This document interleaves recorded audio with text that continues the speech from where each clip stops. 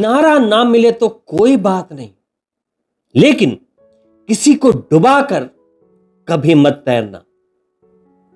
आप किसी को दुख देकर कुछ समय के लिए भले ही खुश रह सकते हो, लेकिन अंततः कर्म का फल तो भुगतना ही पड़ता है।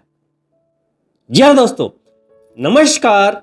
मैं डॉक्टर मुकेश एक बार फिर से आप सभी दर्शकों का हार्दिक अभिनंदन करता हूं आपके चैनल एस्ट्रो नक्षत्र 27 पर। और दोस्तों, आज मैं उपस्थित हूं वृषभ राशि के जातकों के लिए अप्रैल महीने का संपूर्ण मार्गदर्शन और राशिफल को लेकर। अप्रैल के महीने में आप वृषभ राशि के जातकों के लिए आपके ही राशि के स्वामी शुक्रदेव मालव्य राजयोग बनाने वाले हैं।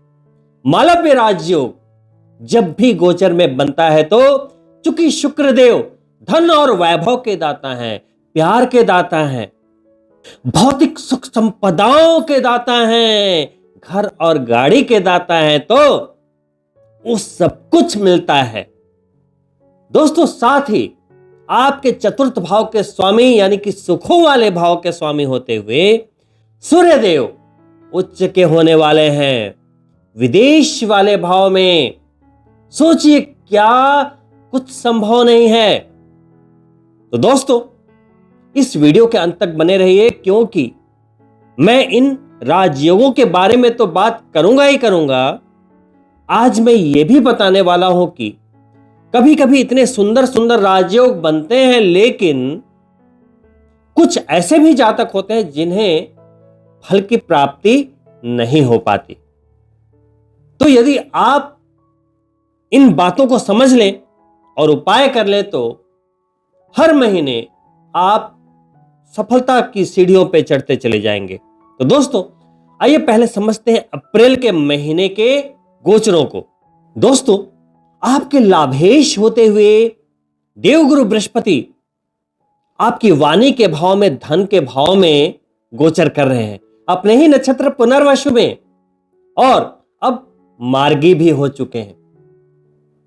तो जब भी देवगुरु बृहस्पति वाणी वाले भाव में गोचर करते हैं, मार्गी होते हैं, तो शास्त्र कहते हैं कि स्ववाचा फलम, जो बोलोगे वो मिलेगा। तो बढ़िया बढ़िया बोलिए, बड़े बड़े सपने बुनिए, लेकिन यहां से बोलिए स्ववाचा फलम, जो बोलेंगे वही मिलेगा। सोचने से नहीं, बोलने से मिलेगा।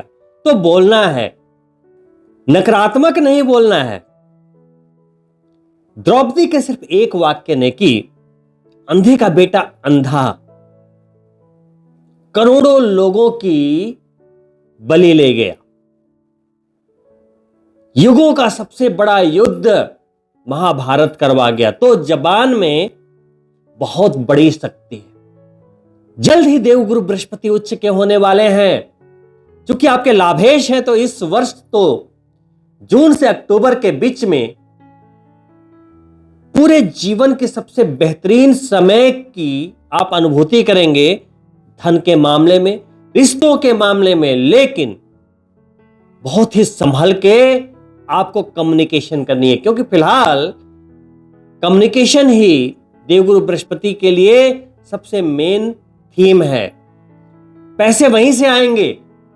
दोस्तों, वहीं अप्रैल के पहले गोचर के रूप में मंगल देव, जो आपके दशम भाव में गोचर कर रहे हैं, राहु के साथ अंगारक दोष बना रहे थे। हां, करियर में अग्रेशन है अभी, लेकिन दोष भी बना हुआ था। यह कभी कभी इंपल्सिव डिसीजन करवा देता है, वाद विवाद करवा देता है। आजीविका के क्षेत्र में है तो आजीविका के स्थल पे करवाएगा, हो सकता है ऑफिस में, हो सकता है बिजनेस प्लेसेस पे, हो सकता है आपके बिजनेस पार्टनर्स से। साथ ही जहां जिस भाव में कोई भी दोष बनता है तो वहां असंतुलन की स्थितियां बन जाती है। तो आजीविका के क्षेत्र में जो ये दोष बने हुए थे, भाग्यशाली है कि 2 अप्रैल को समाप्त होने वाली है। 2 अप्रैल को मंगल देव आपके लाभ के भाव में चले जाएंगे। मंगल देव चूंकि बिजनेस वाले भाव के स्वामी हैं, 7th हाउस के स्वामी, और एक विदेश वाले भाव के स्वामी, लाभ के भाव में जाएंगे। तो क्या कहता है ये गोचर? विदेश से लाभ, बिजनेस से लाभ, बिजनेस पार्टनर से लाभ, लंबी दूरी की यात्राओं से लाभ, स्पाउस से लाभ, पति है तो पत्नी से लाभ, पत्नी है तो पति से लाभ। दोस्तों वहीं दूसरे गोचर के रूप में, लेकिन बहुत ही महत्वपूर्ण गोचर के रूप में, बुध देव जो आपके धनेश होते हैं, आपका नंबर है 2, वृषभ राशि, वृषभ के बाद नंबर 3 यानी बुध देव। तो धन के भाव में उनकी एक राशि बनती है और एक राशि बनती है पंचम भाव में, वो भी अर्थ त्रिकोण, प्यार, शिक्षा, संतान। वो गोचर करते हुए 11 अप्रैल को लाभ के भाव में तो जाएंगे, लेकिन वो उनकी नीच राशि है, वो नीच के हो जाएंगे, उनकी ऊर्जा शून्य हो जाएगी। फाइनेंस के कारक ग्रह हैं, बौद्धिक तीक्ष्णता के कारक ग्रह हैं, तो कहीं ना कहीं से आप मानसिक रूप से थोड़े से चैलेंज की अनुभूति करेंगे। ऐसे समय में आपको बुध के बीज मंत्र करने चाहिए। यदि आपने पहले से एमरल्ड पहन रखा है, पन्ना, ग्रीन कलर का एमरल्ड, तो कोई चिंता की बात नहीं है। लेकिन जिन्होंने एमरल्ड नहीं पहना या जिन्हें सूट नहीं करता, उन्हें ऐसी स्थिति में बुध के मंत्रों का जाप करना चाहिए, क्योंकि धनेश है, वो कमजोर होंगे तो खर्च की अधिकता बढ़ जाएगी। प्यार के मामले कहीं ना कहीं लड़खड़ा सकते हैं, क्योंकि बुधदेव सिर्फ नीच के ही नहीं हो रहे हैं, वहां से शनिदेव की पंचम दृष्टि भी आ रही है, अभी अस्त हैं। तो इन बातों का विशेष ध्यान रखना पड़ेगा। 30 अप्रैल को वो अपनी नीच राशि छोड़ेंगे और द्वादश भाव में चले जाएंगे। तो बुध के लिहाज से इस महीने का गोचर वृषभ राशि के जातकों के लिए उतना बढ़िया मैं नहीं कह पाऊंगा।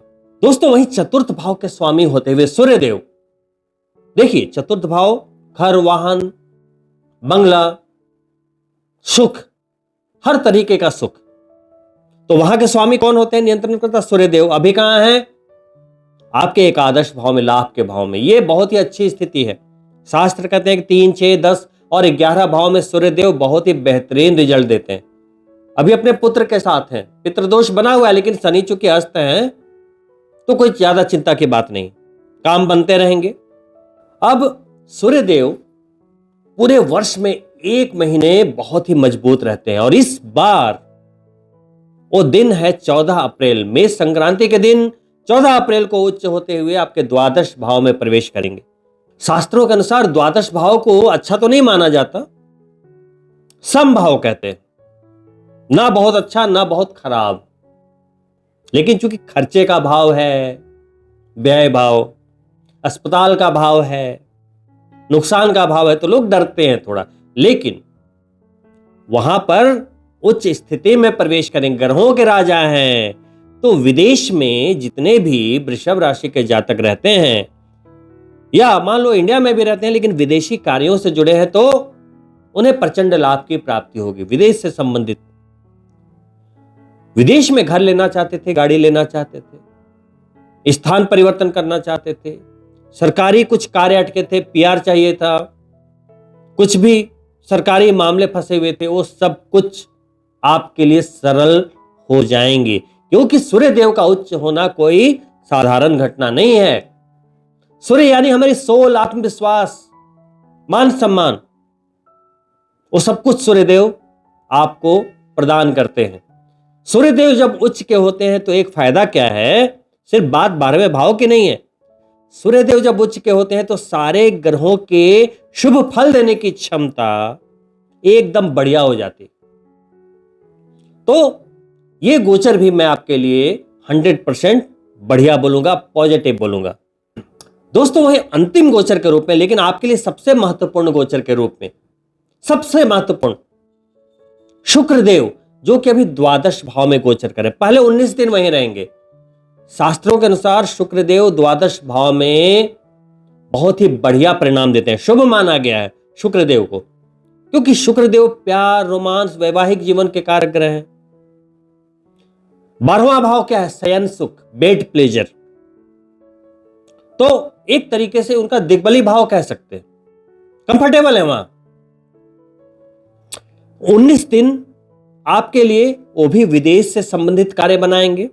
वृषभ राशि से छठे भाव के स्वामी भी हैं, एक तरीके से रिवर्स राजयोग भी बन रहा है। तो नौकरी के मामलों में सफलता, प्रमोशन, कर्ज से राहत, स्वास्थ्य में बेहतरी, ये सब कुछ आपको देते हुए 19 अप्रैल को आपकी ही राशि में केंद्र भाव में प्रवेश करेंगे और बनेगा पंच महापुरुषों में एक राजयोग, मालव्य राजयोग। जैसा कि मैंने पहले ही बता दिया, मालव्य राजयोग का मतलब है धन, दौलत, प्रेम, रोमांस, ऐश्वर्य, शादी, ब्याह, सब कुछ बहुत बढ़िया योगायोग। मालव्य राजयोग का मतलब ही है कि किसी भी शुभ योग में प्रचंड शुभता अगर आ गई तो उसे कहते हैं राजयोग। तो कोई भी ग्रह अपनी उच्च राशि में, स्व राशि में बहुत ही अच्छे फल देता है। तो मालव्य राजयोग बनने के बाद तो कुछ रह ही नहीं गया। सूर्यदेव उच्च करेंगे, मालव्य राजयोग है, तो ये दोनों ही अपने 100% फलों को देंगे। अब मैं बात करना चाहूंगा कि कभी कभी आपको फल क्यों नहीं मिलता। तो अभी तक आपने देख लिया होगा कि एक ग्रह उच्च का हो रहा है, एक नीच का हो रहा है, एक राजयोग बना रहा है, तो ग्रहों में वेरिएशन है। तो देखिए, जो 9 ग्रह भगवान ने बनाए हैं, जिन्होंने सृष्टि बनाई है, तो बहुत ही सोच समझ कर बनाए। चंद्रमा हमारा मन है, सोच है, नेविगेशन है, बुध बुद्धि है, तीक्ष्णता है, योग्यता है।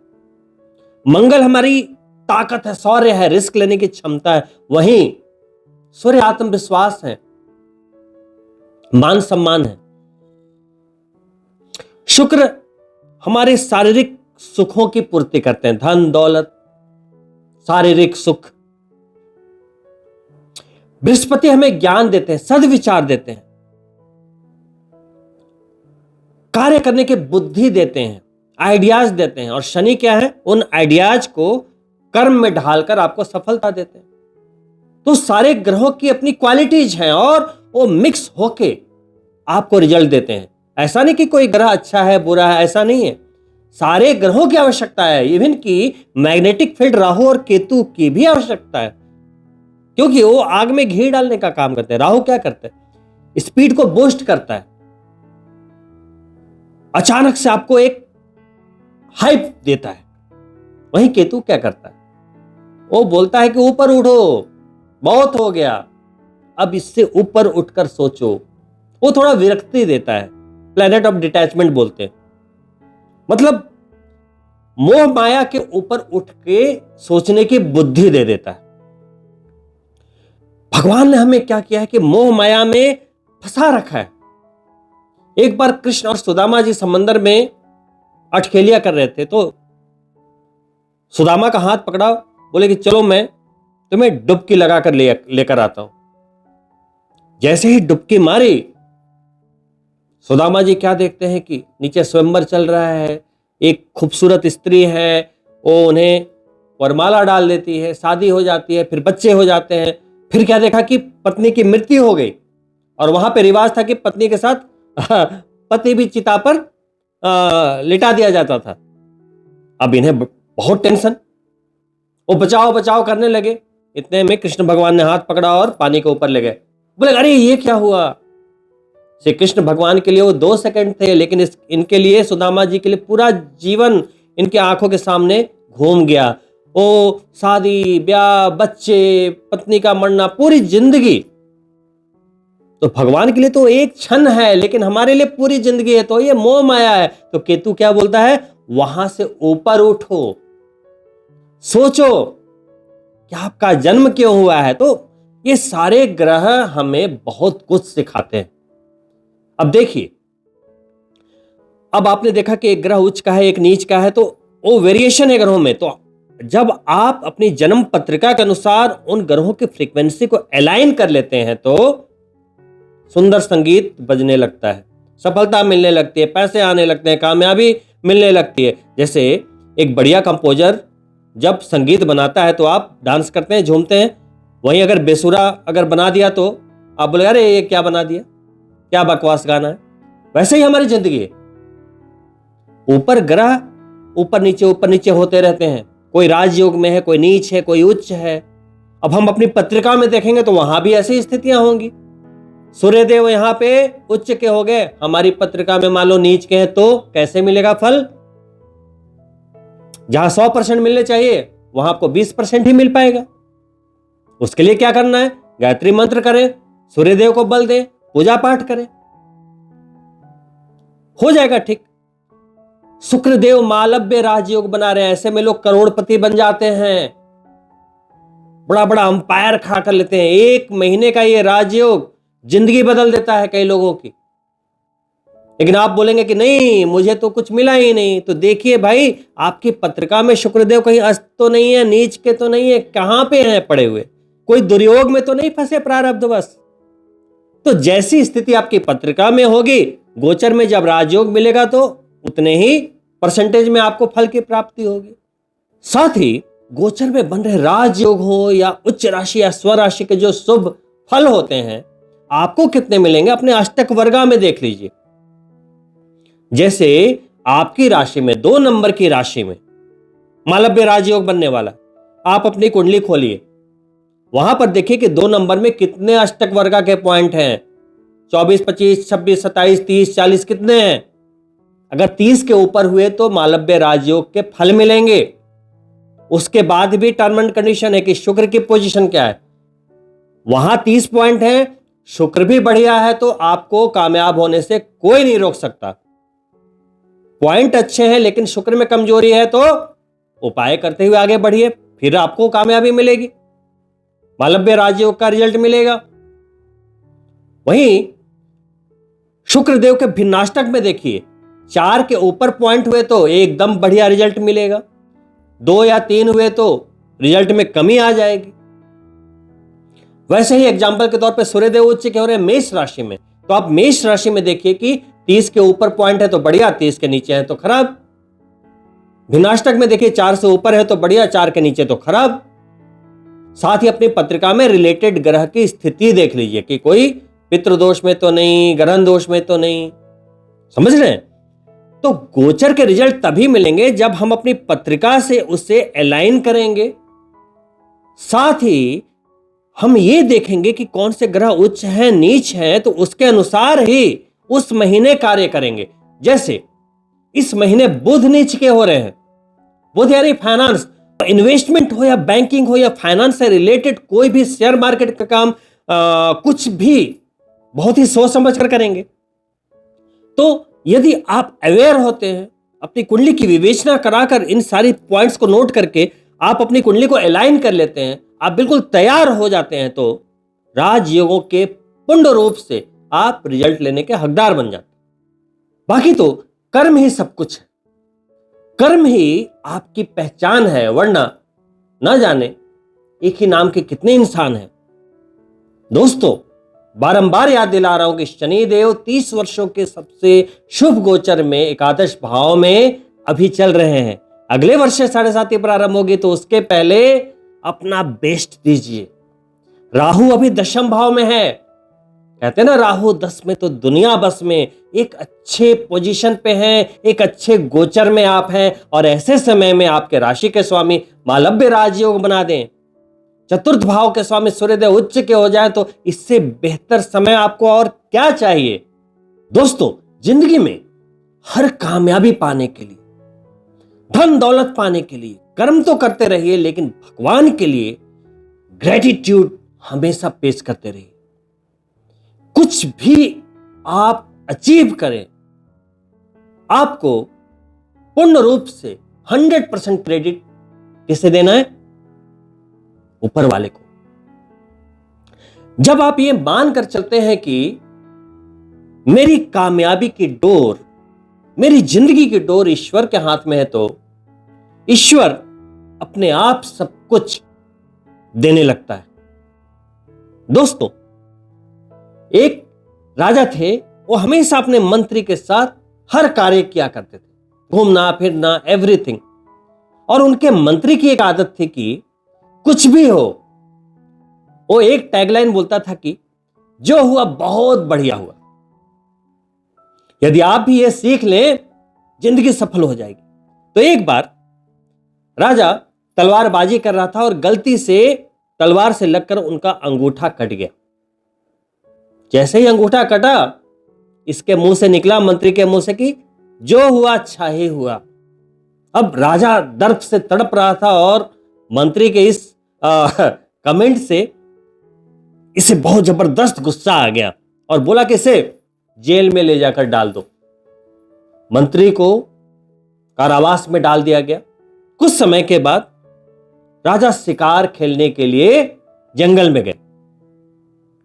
वहां पर कुछ जंगली लोगों ने उन्हें क्या किया, पकड़ लिया और अपने कुल देवता को या जो भी वो मानते थे जंगल में, उनको बलि देने के लिए उनको स्नान वगैरह करा के तैयार करने लगे।